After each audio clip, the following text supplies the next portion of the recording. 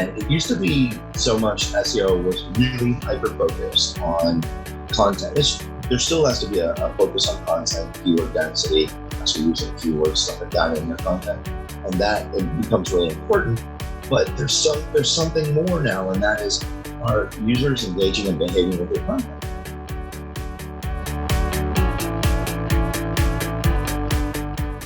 Hello, listeners. Welcome back to another episode. Today's guest is Ken Knorr. Ken Knorr is the CEO and founder of the white label digital marketing company, That Company. Yes, the company name is literally That Company. For over a decade, he's built a company that supports marketing firms in providing high quality SEO, PPC, social media, and reputation management services, all under their respective brands. With over 400 plus agency partners, That Company has become the most widely trusted name in white label services that provides a true end-to-end white label solution that's scalable. Ken is a leader who believes that 1 + 1 = 3. Through his consensus, through debate leadership style, he believes the best solutions are created with his team, not just by himself. Today is going to be great. Ken, welcome to the show. I'm so excited to have you here. We started off our conversation just before I hit the record button. And when I asked you how you were, you said, "It's the best day of my life." Which was like the best answer I'd ever heard. It is. It's the best day of my life. And it's true. I was telling you all before. It comes from this place of Henry Ford. And he said, and I may be paraphrasing here, but in general, he said, if you believe you can or you believe you can't, you're right.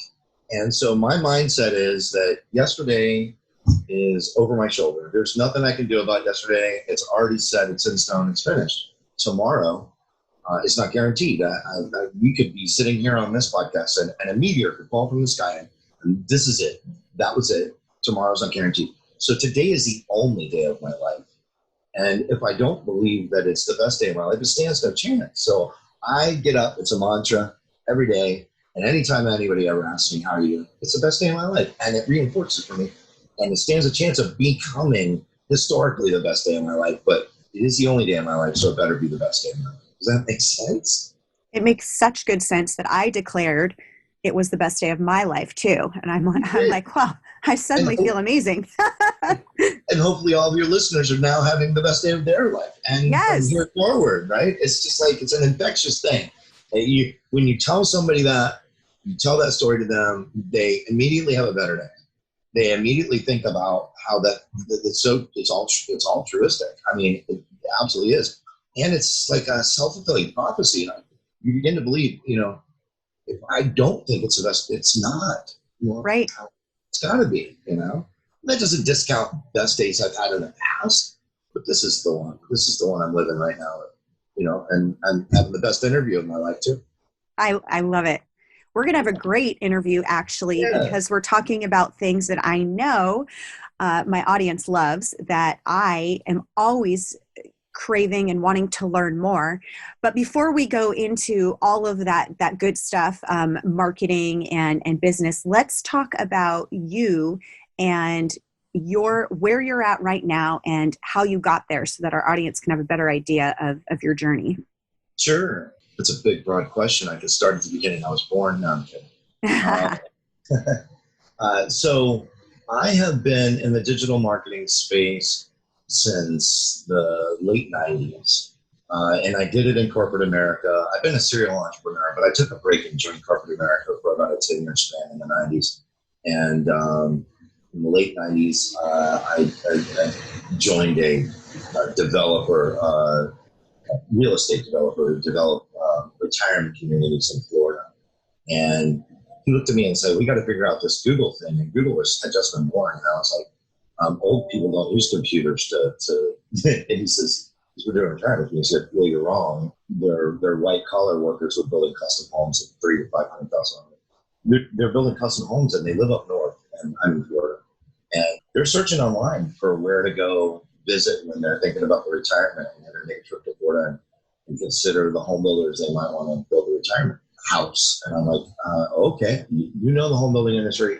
I'm a technology guy. At that time, I was signed on as his manager of IT. long time in the technology.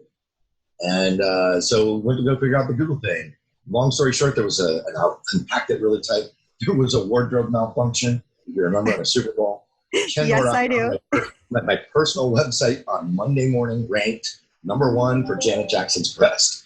And we figured it out. We had done all this research, and I figured it out. And I brought it back to his business, and we took the #1 spot for Florida retirement communities. And we went from building 50 homes a year to building 1,000 homes a year, generating 35,000 leads a year across the internet. We were able to, because of all the technology and how digital marketing worked, prove that 75% of first contacts with that company was through the internet.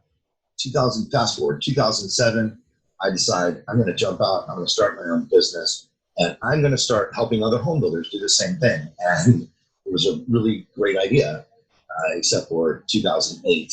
And I think because 2008, the home building industry imploded. Well, I was 6 months old by that point. So in 2007, we started the company. 2008, everything crashes and burns in the home building industry. And so we immediately pivot 180 degrees to becoming digital marketing agnostic. We will do anything for everybody, which was a different story of being a mistake, but we made it, and we did well. By 2010, Inc. magazine had rated us one of the 500 fastest growing companies in the United States at #1. Fast forward a little bit longer, back in those original days in 2008, when we made that flip, we entered into our first white label relationship, which meant that an agency, we were doing SEO and pay-per-click, and we ranked #1 at the time for PPC management nationwide, and shortly thereafter, SEO company nationwide. Anyway, the compacting it again, 2007, 2008, an SEO company out of New York City calls us and says, "Hey, would you do pay-per-click for us? We do SEO, but we don't do pay-per-click." I said, "Sure, we can do that." But it was a totally custom arrangement. We weren't in the white label business. It was just an out-of-the-blue phone call. And so we entered into this custom arrangement, and they wanted everything. They wanted us to actually talk to their customers. They wanted us to interact directly, where a lot of outsourcing and white label companies, they do the work for you, but they don't talk to the customer. So we built an entire system around that. And within a few years, just with them, we had 70 clients who were managing pay-per-click campaigns for 70 other homes. Fast forward a little further, 2015. As I mentioned, we ranked #1 for SEO company. I held that spot in the #1 nationally for 8 years running. And Google overnight tried to put SEO companies out of business. All of us that were on the front page, we all knew each other in natural positions, SEO, SEO.com, all those guys. All of a sudden, overnight, none of us ranked anymore. And all of our rankings were related to SEO company prices were gone. And we're like, what? And it was a major lead source. Within a few weeks of that, Google made SEO company into a local search, meaning that when you did a search for SEO company, you didn't get the nation's #1 ranking SEO company or the guys that were battling it out amongst all the SEO firms. You got the one that was closest to you, just like what we call it. Google turned SEO into pizza. When I did a search for pizza, I didn't want the national best pizza. No, I wanted the pizza that was closest to me so I could pick it up or have it delivered. They did that to the phrase SEO. So we decided at that moment that we needed to pivot again, a big pivot for us. So in 2015, we pivoted to a pure 100% white label, which means that we provide the back-end services for agencies, over 400 of them, throughout the United States, Canada, Europe, and Australia, mostly English speaking. And so we do search engine optimization, pay-per-click management, social media management, reputation management, email campaign management. Those are kind of our core. We do those for other agencies, and we're full service in the sense that we also we'll white label our sales support, meaning that you have a client or a prospect, we'll get on the phone with your prospect, completely behaving as your company, operating under your brand, and help close the business all the way out to, we'll interact with your customer after they're a customer, we'll provide their services to them, have their weekly meetings or monthly meetings, whatever cadence you're on with them, send out the reports, all of that goes out underneath your brand, your logos, your email addresses, all of that. And we completely, for all intents and purposes, your customer has no idea that we exist. And that fits our brand. So we're that company. And so we're really that company. So we're all of these companies when we do that with them. So that's, that was a long version of it, how I got to where I am. I love it. That's actually an awesome story. I wasn't expecting that, and I love it. That's so cool that, just have seen all of that. So let's talk about the company called That Company. Yeah. It's easy to remember, right? You'll never forget. It's so easy to remember. We have these calls when we first changed our original brand was Build Intelligence, right? It was in the home building industry. Nobody could pronounce it. Nobody could spell it. They always want to call it Build Intelligence. Like the cat made it work. But when we changed to That Company, we get phone calls that are like the Who's on First conversations. Like I call up and go, can I talk to Bob? Who's calling? It's Ken from That Company. What company? That Company. No, what company? That Company. Yes, That Company. Oh. I love it. So I want to talk about marketing, because I know you have some really great insight into clever ways that people can actually take advantage of some marketing opportunities today, because this year has been, it's been a lot of things for a lot of different people. For some, it has brought up a lot of opportunities. For some, they're starting all over. They're having career changes. Their business couldn't survive. For some of them, their business boomed. I mean, there's such a range of things going on. I think we can definitely agree that it's been a little shaky for people. It's been uncertain. What am I supposed to expect? So in terms of marketing, that's a huge thing, because some people, I don't think marketing is ever really set it and forget it. You have to constantly evolve. So, but more than ever, people are having to shift their messaging and rapidly, because things seem to be changing day to day. So can we talk about that and what you see as opportunities? Sure. So let's back up a minute and let me tell you that I think the best way to learn is to look at history, right? And to look back at what happened in the past in big upsets in the marketplace, or in the world as a whole. And when we think about looking at where we're at right now, it is challenging, isn't it, for me anyway, to get up and say it's the best day of my life and it's 2020, and for me to think back and go, this is the best year of my life. And it's hard, I think, for people to have a positive outlook when they're dealing with so much chaos. But we create our own outcomes. Yes. And I think that starts, if you have to fix anything, you have to fix 6 inches, right? And I would say this when I was coaching soccer at the time. I was coaching kids in soccer. I would say, you have only 6 inches to fix. And I go, what do you mean 6 inches? I only have to, put one finger on one temple on one side of your head, put the other finger on the other temple on the other side of your head. And there's 6 inches right there between your two fingers. That's what we got to fix. You have to fix what's inside your head. And you have to think differently. You have to begin to think opportunistically in this environment. So let's go back in history for a minute. So we talk about the biggest crash economically that the United States and arguably the world ever saw was the Great Depression in 1929. And we think about that and we go, well, if you really go back and look at that, you find that incredible fortunes were made at that time. And how was that done? Well, I can tell you about a small company that became a monster company because of that. And it was a shift in their marketing. It was a shift in what they did. And if you want to read about it, I wrote a very long, it's incredibly long to read, but right at the beginning of this whole COVID thing, I sat down with people and I said, I've got to get the story out to people so they understand. And so if you go to thatcompany.com/COVID-19, that's where all this is at, but in a very long form. But I'll give the succinct part of it. Talking about Procter & Gamble, which is a very, very large consumer products company today. I mean, they just have their fingers in everything. But in 1929, they were a small soap company, right? And at the time, they were trying to figure out, all of this is going down. And soap, which is you talk about essential businesses in the Great Depression, that's an essential business. We need to wash, we need to clean, we need to clean ourselves, we need to clean our clothing, and their sales were falling apart, not because they had a bad product or not because of anything, but because their whole distribution chain was falling apart. The grocery stores that they were servicing were struggling. Everybody was having a hard time. And so they shifted their marketing approach And they started doing these daytime serialized dramas on radio. It was radio was kind of new in the early 30s as far as a marketing platform. It was kind of brave. And they started these serialized daytime shows.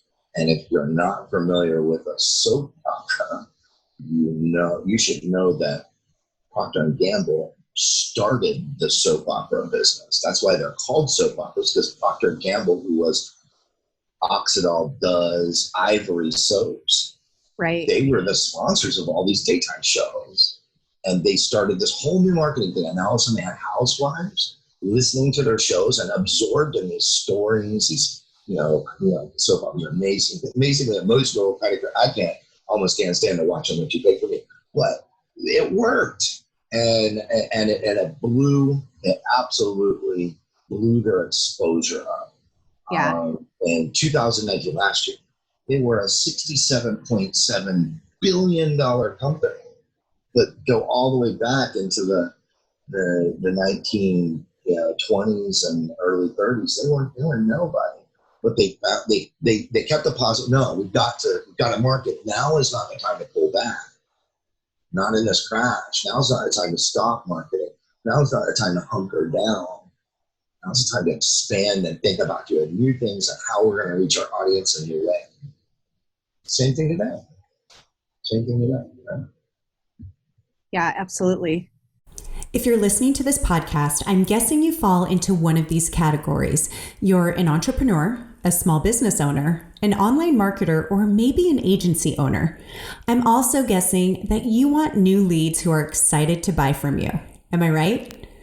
Would you be excited to generate 5 new leads a day? 10? 100? Maybe even hundreds? Do you even know where to begin to do that? Well, I can tell you this. It doesn't begin with wishing and waiting, but it does begin with a successful lead funnel.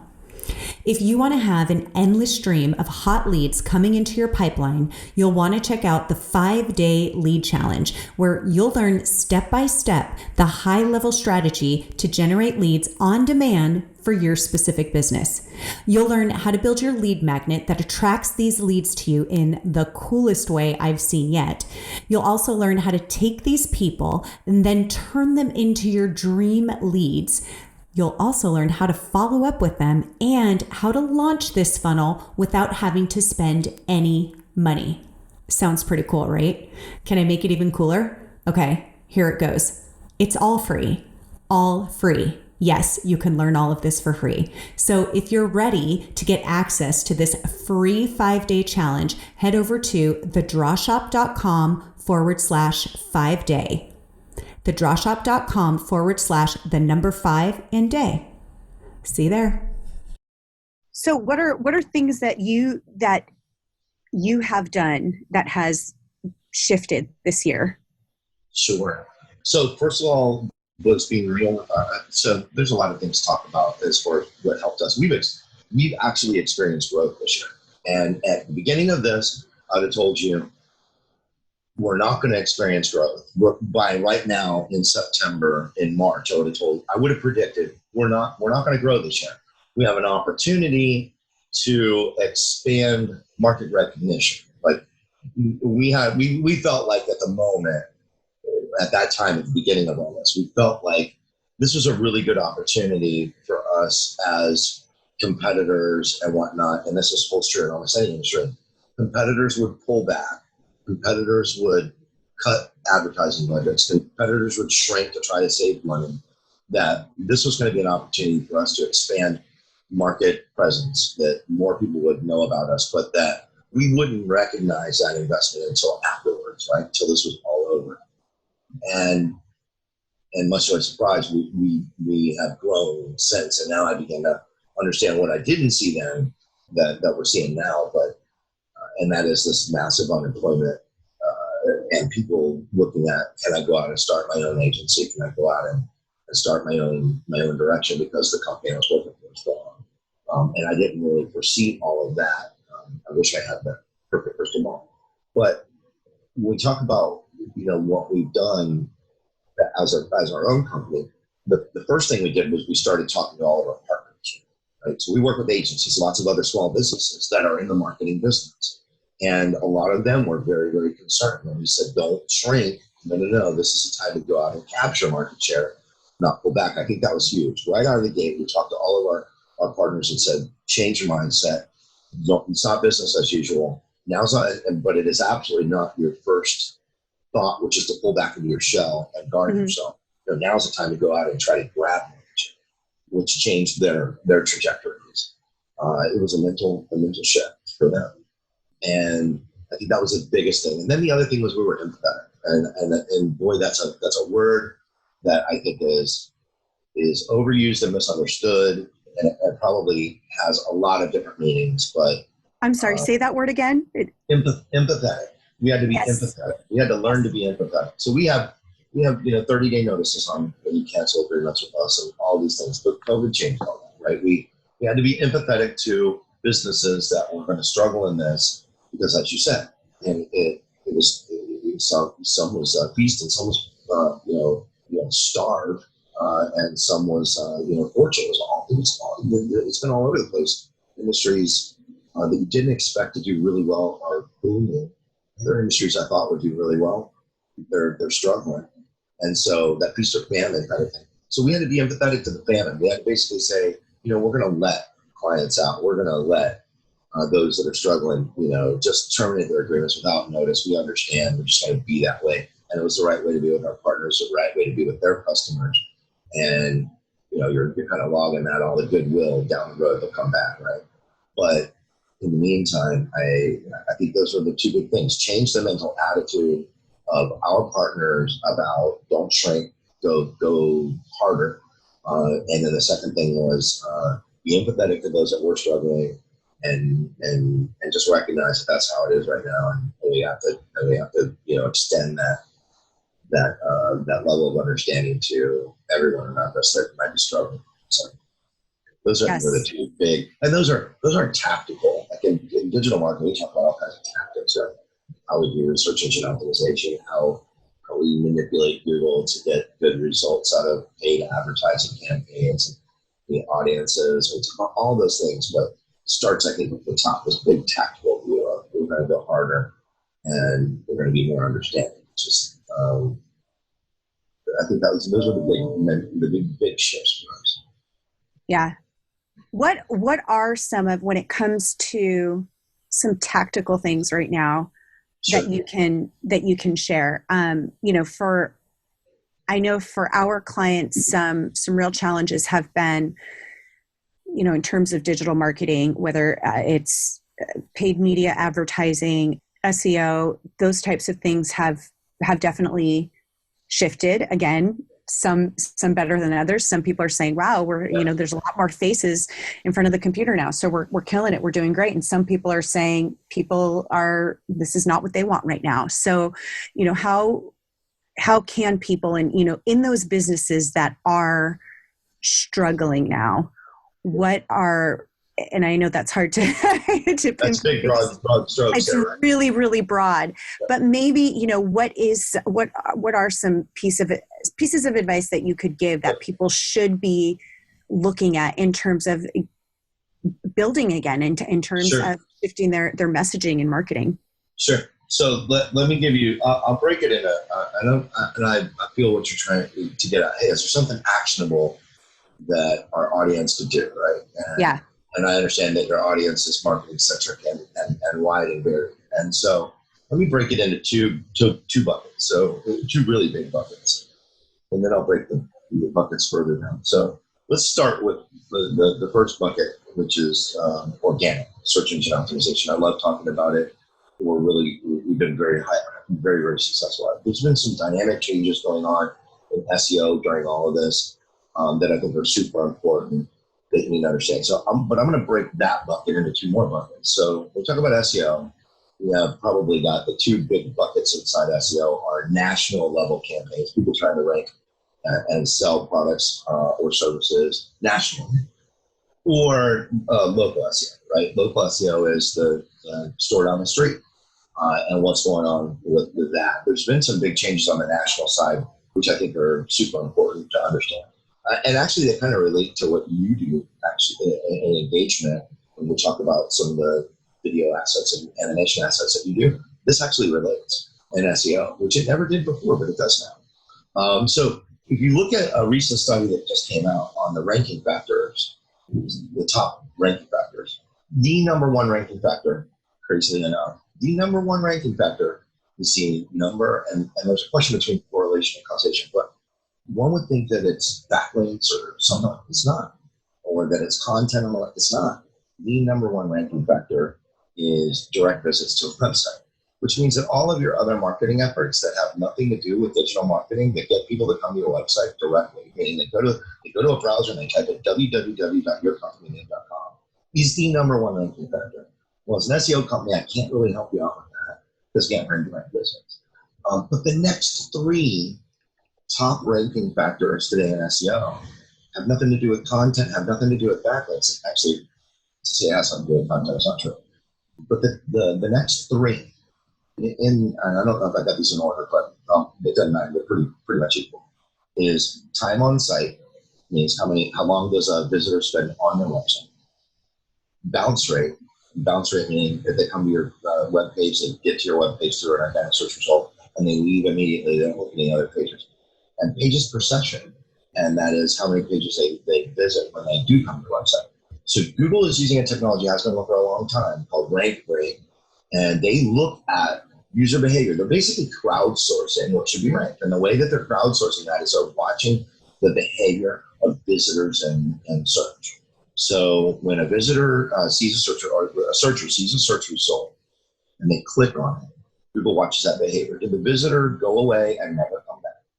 Did the visitor come immediately back to the search results and go to something else? And so those three factors all have to do with engagement. And it used to be so much SEO was really hyper-focused on content. There still has to be a focus on content, keyword density, actually using keywords, stuff like that in your content. And that it becomes really important. But there's something more now, and that is, are users engaging and behaving with their content? Are they interacting with their content? And talking to before and understanding a little bit about what you guys do in the animation space, that can drive up. Certainly can drive up time on site, right? Amount of time that somebody spends there, and that is now a ranking factor. It didn't used to be, but now it is. But it all makes sense if you think about it. Let's say Google puts you up into position 3, and people that see you in position 3, they click on your result, and then they come right back to the search engine and back to the result set, and they go down and they click on position 4. And in position 4, they don't come back to the search result. What does Google take from that? Google takes a position 4, that result that was below you is actually better than you.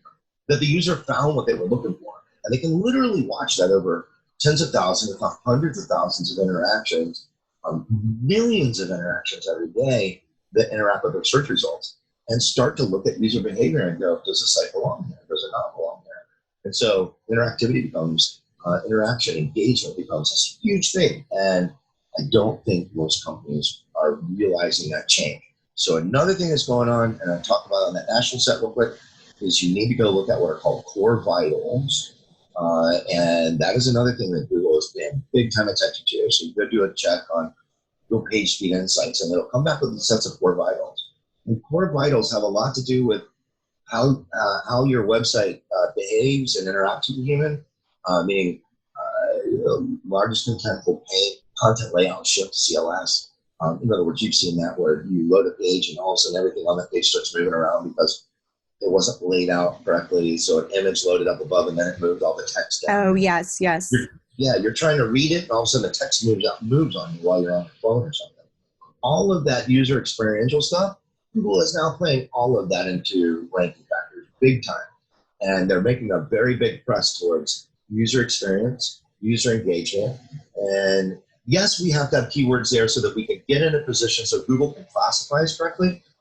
But it's so much more than that now. And if you're mechanically just walking through SEO thinking that you're just going to write content and you're going to do it in a Dr. Seuss kind of way, you're going to include the keywords a number of times, that's a good start. But it's not going to keep you in the really hyper competitive rankings on a national stage. So that's bucket number 1. Is that helpful?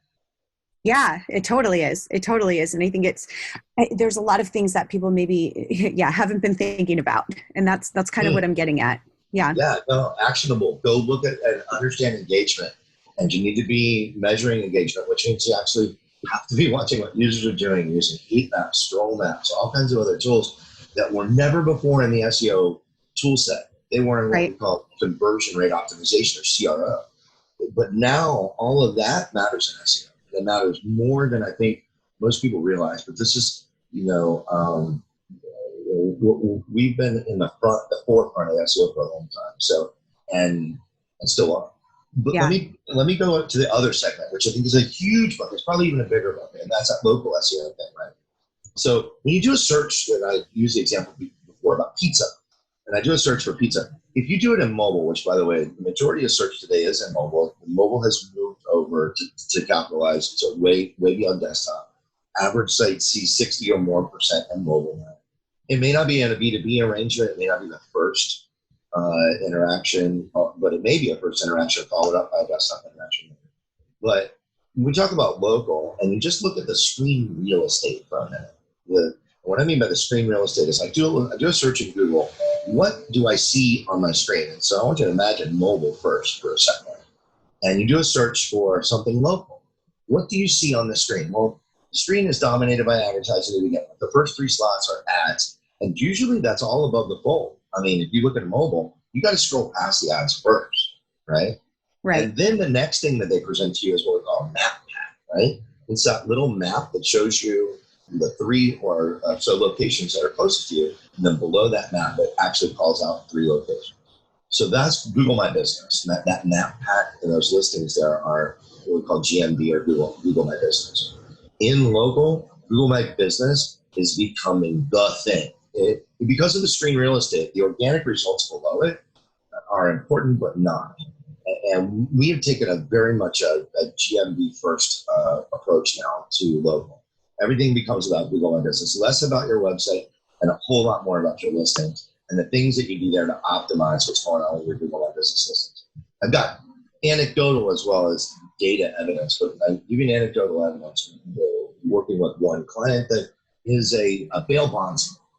Bail bondsman is an interesting client to work with because in bail bonds, no advertising allowed. Google has banned advertising for bail bonds. So if you get in jail and you need to bail somebody out, you can't find anybody in advertising now. Google shows you what happens with GMB. If his listing is in GMB, he's writing $25,000 a week in bonds. If he's outside the GMB and just in the number 1 spot in the Google Organics below the GMB, 2,500 in bonds. Mass 10-time difference. Wow. So you got to look at what's going on with your GMB strategy if you're a local business. But I got some really good news on that part if you're a local business, especially if you're in like the retail product sales. Google is doing some really cool stuff, and there's only a few companies that are actually involved in this right now, but Google's doing some really cool stuff. And that is if you have a system that you can track all your inventory, your point of sale system, and you're tracking your inventory in your store, Google is now allowing us to push that data and your store inventory into your GMB listing. And you got to remember Google's motivation here. They're in a battle. Google's in a battle with relevance in shopping, Amazon. Right. And so now what they're doing is they're going to allow small businesses to push their inventory up. And they're going to show if you have the product that somebody was searching for, instead of showing Amazon first, they're going to show a GMB result first and show you where you can go pick it up in 10 minutes versus buying it online. So Google is realizing that they want to support small and local businesses. And it's not because they love small and local businesses. Don't get me wrong. I'm not saying they do or don't. I'm just saying it's kind of self-centering or self-serving, I guess, in their battle with Amazon. And if all the shopping is going to move to Amazon, then Google says, no. Let me help the small businesses out. Let's push the shopping back to small businesses. And then there's a lot more people we can get advertising dollars from and all that, working with all these small businesses. So there's a battle going on in local. And Google, it's all about your GMB. So if you're a local business, you need to take a real good look at what's going on your GMB, how it's optimized, how the messaging that you're doing in the GMB platform is working. There you go, 2 big buckets. Is this relevant to people who who aren't reliant on just being a local business, but actually work nationwide or worldwide? Is it still relevant to them or less? As far as the GMB stuff? Yeah. Okay, so if you're on a national, first thing first, do a search for the keyword that a company is going to find, or your customer is going to find your business. Do a search on the keyword. If it comes back with a local pack, then it's a local search result, which means that Google is trying to show that there's a local company that offers that. And then you're fighting in a local space. If you're a national fighting in a local space, it becomes about locations. Now, not all keywords have moved into having this local result, but a lot of keywords that are offered, products or services that are offered at a local level. You're looking for an accountant, they're not going to show you just a list without a map. They're going to show you a local result with the accountant's area. If you're looking for accounting software, they're not going to show you the local results. They're going to show you a national set of results. So start there and understand whether or not you're fighting in a local space or you're fighting in a national space. Right. If you're fighting in a local space, then the locations become very, very important, or you're going to be in some kind of a paid advertising game if you're going to try to reach a national level with local results. But most of the time, local results are because people are searching for something nearby. But on a national level, did that answer your question, Sarah? It totally did. No, I think we've got some really great takeaways that I think people can put into action right away. Absolutely. So super, super helpful. This has been awesome. I would like to let our listeners know if they want to learn more about that company. Yes, that company. And you, where can they go? Sure. So they can go to that company. Thatcompany.com. Go to that company. Yeah, go to that company. They just go to thatcompany.com. If you want to read about that Procter & Gamble thing I'm talking about, the idea about creating pent-up demand, we're trying to look at, we've got a delayed demand for the product right now because we're waiting for COVID to settle down. I talk about all of that there. Just click on I think we got a COVID-19 operational status or something. That's where I dumped that article so that people can get it and understand it. But there's a lesson to be learned in the history. So go to thatcompany.com. And if you're looking for me online, you can find me at Ken Knorr on Twitter.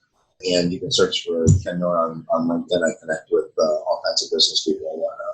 More than glad to work with you. While we work with white labels and we work with agencies as our primary method of how we interact with clients, we do take direct clients, but we don't do an outbound approach for that. So meaning that we're not going to be calling you or be advertising for you. We value our partner. But if you call us directly, we'll absolutely talk to you about any kind of digital marketing I'd be able to do for you and help you achieve your goals. Fantastic. And as always, I will have links to everything in the show notes for you listeners, everything that you mentioned, Ken. Absolutely. And this was awesome. Thank you. Thank you so much for talking about something that is so relevant right now and giving us really, really great takeaways and things that we can really put into action right now. Super helpful. It was my pleasure, Summer, to meet with you, and it was really interesting meeting you as well. I got to ask all the questions about you at the other show, so we didn't talk about that. That's right. I had my own interview beforehand. Yeah, but maybe the next show we can do the reverse. Like I'll interview you on your own show. I'm really glad we all get to share the best day ever. So thank you for that. Yeah, absolutely. And I hope that you have the best day ever. I hope you have the best week ever. I hope you have the best 2020, the best year of your life. Because this is it. This is it. Do it. This is it. This is it. Thank you, Ken. Thank you. Have a great day. You too. Bye now. Hey guys, I just want to say thank you so much for listening to this podcast. If you haven't already done so, would you do me a favor and go subscribe and review this podcast? My goal is to continue to deliver you content that will really move the revenue needle in your business and give you up-to-date content on anything else that can dramatically help your business. You can also find us at thedrawshop.com/podcast, where you can comment on the podcast or contact us directly with any issues you'd like me to address.